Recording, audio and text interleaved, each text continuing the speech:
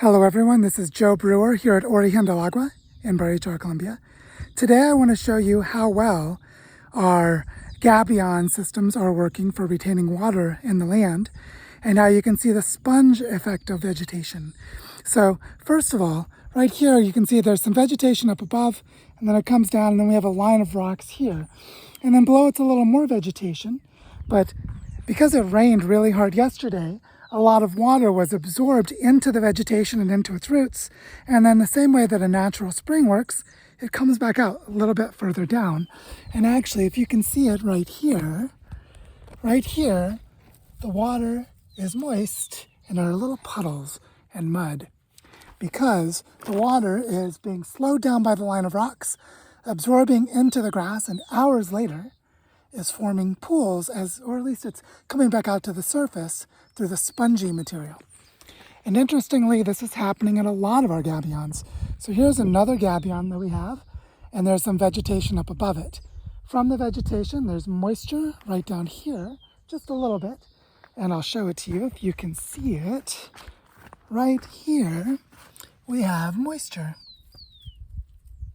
because the vegetation is soaking up the moisture and then slowly releasing it. But also, if you look at some of our other places here, we have these water retention gabions going down, that the sediments that have been gathering from the rain are still moist and are holding water. And there are some places here on the land where these areas start to actually look like little rivers. Let me just kind of jog my way down here so that I can get to a place where you can see a nice example of this, where it really is working well. So here, we have another place where there's vegetation and there's moisture starting to track down below it.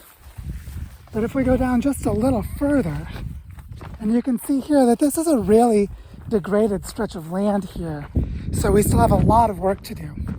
And we started building these water retention systems about 6 months ago and have gradually been accumulating them. And what you can start to see, and here you'll see it more by the reflection of the sunlight, but if you look at this section down here, right there, you can see that it's all moist and it actually looks like a river. It's not a river, that's just sediments that have been gathering behind our stone walls and the vegetation that is growing faster because there's more moisture there, and it's starting to form like a little river. And you can actually see further below is a deep chasm, or a deep chasm, and in that place we actually have some water that was held. So here, if you look at this spot, right here is the line of rocks, and just above the line of rocks is some moisture, and below it is moisture being held in the sediments. And the sediments are staying because the stone structures are slowing down the water. And as they do that, this line of vegetation, which you can sort of see coming here, the line of vegetation continues slowing down and absorbing the water and releasing it slowly afterwards. And when we get down to this big chasm here, where I put a larger stone wall structure and there's moisture and little pools of water gathering. And what you can see is this place that was forming heavy erosion is now forming like a little riparian wetland, at least for a few hours. And here you can actually see that down below there, we have more moisture, more pools of water, and more vegetation starting to grow. So simply by building all of these stone walls, these little stacks of rocks, we're creating little tiny river systems. And you can see, here's another one that we've done. Actually, it's easier to see this one from above. You can see it's right there.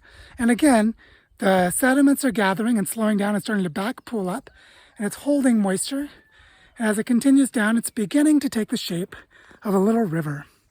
And I wanted to show you this because as you build these stone wall structures, these gabions, and you come back regularly and watch the landscape evolve and change, you'll see more connectivity of green that makes little serpents, like they're wiggling their way down the landscape, as we can see in this video, and that the seeds from the native grass are being able to plant themselves and germinate, which creates little pockets of grass, which has more of that sponge effect, which holds more moisture and releases it slowly. In this way, this heavily degraded land, which we've called Origen del Agua, which is Spanish for the origin of water, that the water actually begins at the top is absorbed into the land through these structures that we're imitating right now until nature can do it all herself. And it's holding water and slowly releasing it, which is how rivers run during the dry season. Is there's water held in the land that is slowly released, feeding the rivers, so even when there's no rain, the rivers continue to run. So the idea is, if you look down below Orihuela-Agua, we have this huge area down here where for about 40 additional hectares, there is a small drainage basin that forms a tributary or an arm or a branch of the Barichara River, which is for this entire plateau. This huge area is a giant basin for the Barichara River. And what we're doing here on Orihuela-Agua with just 3 hectares of land is accelerating the process of absorbing water to create slow release to begin to give birth to a little river or a tributary at the top of the ridgeline. And I wanted to show you this today because it rained really hard last night, and you can see the effects about 12 hours later as the water is slowly releasing. And that this is what these water retention systems are doing. They're building soil, growing vegetation, creating spongy layers, holding the sediments for this process to accelerate, and then holding more and more water in the land and releasing it slowly. So this literally is the origin of water.